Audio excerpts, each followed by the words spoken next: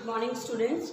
In accountancy, today I am going to explain you the basic terminology of accounting. Basic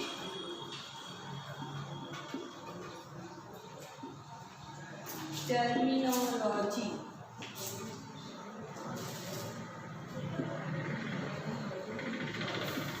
of accounting.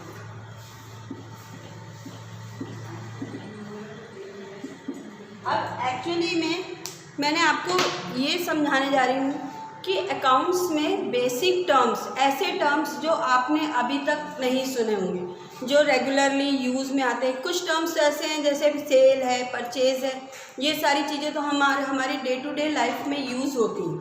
लेकिन कुछ terms ऐसे हैं जो हमारे अकाउंटिंग प्रोसेस में, जब हम अकाउंट्स बनाएंगे, जो हम अलग अलग अकाउंट मेंटेन करेंगे, उसमें जो भी वर्ड्स यूज़ होंगे, उन वर्ड्स को मैं आज डिस्कस करने जा रही हूँ। तो सबसे पहला वर्ड मैं ले रही हूँ, द फर्स्ट वन इज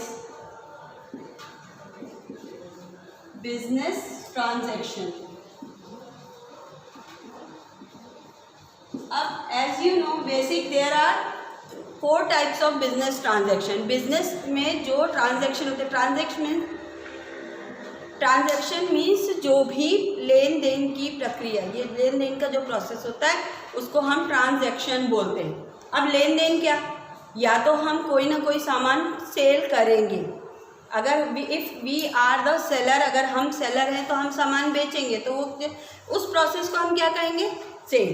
अगर हम कंज्यूमर हैं और हम कोई सामान खरीद रहे हैं तो खरीदने के प्रोसेस को परचेज। तो ये तो जनरल टर्म्स हैं जो कि आपको ऑलरेडी अंडरस्टूड है, आपको भी डे टू डे ट्रांजैक्शन में पता होता है।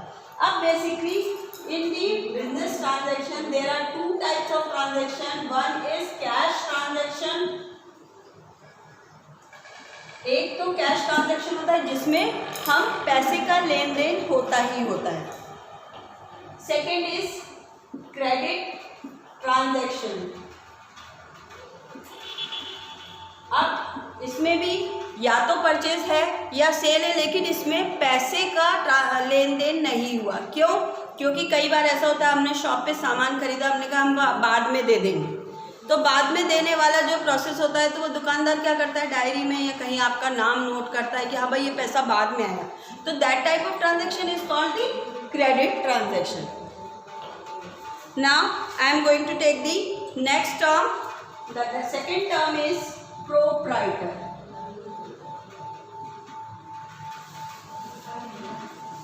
प्रोप्राइटर, अब ये प्रोप्राइटर वर्ड, इसके कई सिनोनिम्स हैं जो कि हमारे बिजनेस वर्ल्ड में यूज होता है, जैसे ओनर।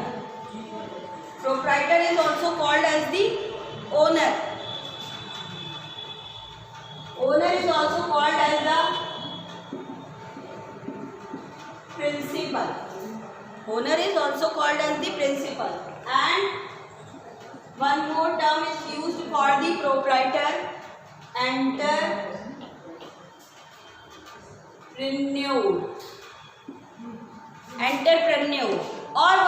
और इसी एंटरप्रेन्योर को हम एक वर्ड और से बुलाते हैं, रिस्क बेयरिंग पर्सन। यानी ये एंटरप्रेन्योर, ये आपके लिए एकदम नया सा वर्ड होगा, लेकिन इसको प्रॉपर तरीके से समझने के लिए हम एक वर्ड से यूज कर सकते हैं, risk bearing person. Now the next term, third is capital. Now capital, अब मैं यहाँ पे 2 वर्ड लिखने जा रही हूँ, वेल्थ एंड कैपिटल। अब वेल्थ और कैपिटल में क्या डिफरेंस है? There is a very minute difference between wealth and capital, other than both are same. Wealth यानी हम वेल्थ को कहते हैं संपत्ति, जैसे वेल्थ को हिंदी में हम कहते हैं संपत्ति, और कैपिटल को क्या बोलते हैं, पूंजी। लेकिन पूंजी भी वही है, कैपिटल भी वही है, वेल्थ भी वही है। किन चीज़ों को हम वेल्थ कहते हैं और किसको हम कैपिटल कहते हैं, अब मैं आपको एक्सप्लेन करती हूँ। Wealth means all that commodity belonging to you which have the legal right of you. हर वो चीज़ जो कि आपसे संबंधित है और जिस पर आपका कानूनी अधिकार है, उस चीज़ को, हर वो चीज़ जिसको आप सेल करके पैसे के रूप में कन्वर्ट कर सकते हैं, that is called the wealth. उसको हम वेल्थ कहते हैं। अब बात आती है कि भाई वेल्थ और पूंजी तो सेम ही होता है, लेकिन पूंजी क्या? पूंजी यानी जैसे जनरल लैंग्वेज में हम कहते हैं जमा पूंजी, हमारी जमा पूंजी। लेकिन यहाँ पर where the capital, the part of wealth which is used for the business purpose, that is called capital. यानी हमारी ही संपत्ति के हिस्से में से जो पैसा हम बिजनेस पे लगाते हैं, that part of the wealth is called the capital. यानी part of the wealth which is used for the business purpose for earning the more and more profit, that part of the wealth is called the capital. Now the next terminology, drawings. अभी तक आपने ये word तो हमेशा सुना होगा, जैसे ही मैंने ड्राइंग वर्ड बोला तो यानी आपके दिमाग में आ जाएगा वही ड्राइंग जिससे कलर्स और पेंसिल से जो है अपन ड्रॉ करते हैं, चित्रकारी करते हैं। ये एक जनरल लैंग्वेज का वर्ड है drawing, but in the commercial world, in the commercial language drawings words is used for the personal use. Drawings word हम किसके लिए ले रहे हैं? Personal use. यानी बिजनेस जो हमारा बिजनेस चल रहा है, बिजनेस के कैश में से अगर हमने पर्सनल यूज़ के लिए, बिजनेस पर्पस के लिए अगर हम कुछ करें, सपोज करो कि हमारे बिजनेस में जो है कोई मशीनरी है और वो मशीनरी जो है वो ख़राब हो गई और उस मशीन को रिप्लेस करने के लिए हमने अपने बिजनेस के कैश में से पैसा लिया मशीन के, लेकिन वो मशीन किसकी है? बिजनेस से रिलेटेड मशीन है। वहीं अगर हमारे घर की वॉशिंग मशीन ख़राब हो जाए और हमने बोला अरे घर की मशीन ख़राब हो गई तो बिजनेस में से पैसा ले लिया, तो वो अमाउंट जो आप अपने घर के लिए, अपने पर्सनल यूज़ के लिए अपने बिजनेस से निकालते हैं, that amount is called the drawings. Now the next is assets.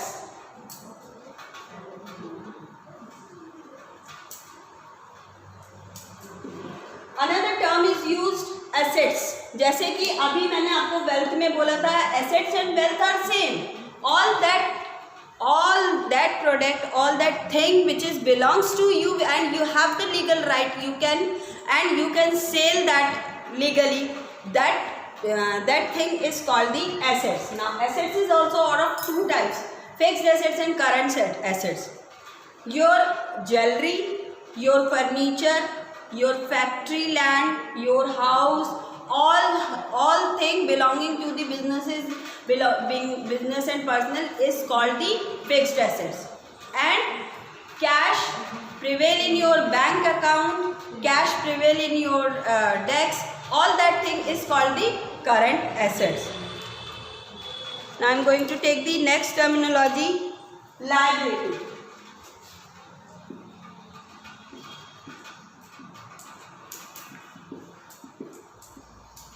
अब लाइबिलिटीज वर्ड, ये वर्ड भी आपके लिए बिल्कुल नया है, बिल्कुल new word. This word is very new, but here the liabilities proper meaning, exact meaning, word to word meaning of the liability is जिम्मेदारी।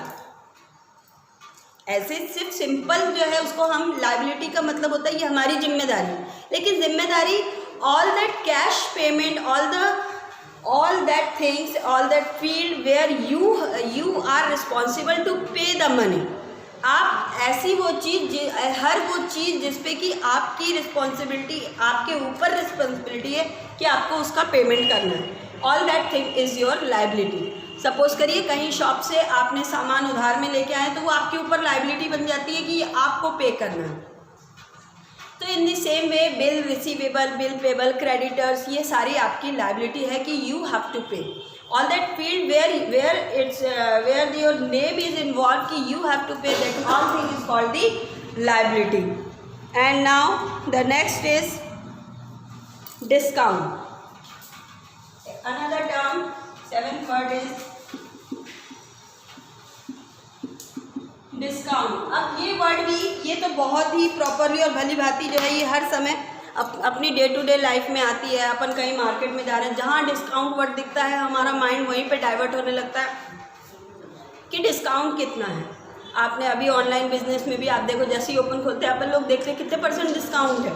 लेकिन डिस्काउंट, अब यहाँ पर डिस्काउंट यानी जो भी प्रॉपर अमाउंट है उसमें जितनी भी प्राइस में हमको छूट मिलती है उसको हम डिस्काउंट कहते हैं। Now here the discount are of 2 types. First trade discount and second cash discount. अब इसके लिए मैं आपको एक बहुत अच्छा सा एग्जांपल दूंगी। Suppose you are going to a shop for purchasing jeans. जब हम शॉप में जीन्स खरीदने के लिए जाते हैं तो जैसे ही दुकानदार हमको जीन्स दिखाता है, जीन्स दिखाते ही वो कहता है ना सर ये जीन्स है, इस पर 10% ऑफ है, कंपनी ऑफर है, 10% ऑफ है, 20% ऑफ है। तो ये जो दुकानदार यानी the discount which is given from the seller side और the company side, that discount is called the trade discount. और ट्रेड डिस्काउंट के बाद भी जब हम पेमेंट करने लगते हैं और पेमेंट के टाइम बोल देते हैं अरे चलो अब 100 रुपये कम देंगे, 20 रुपये, तो at the time of payment of the cash payment the discount given from discount taken और given from the seller side, that is called the cash discount. तो today I have discussed some terminology related to the accounting. Read your book, try to understand, and if you have any doubt contact me. Thank you.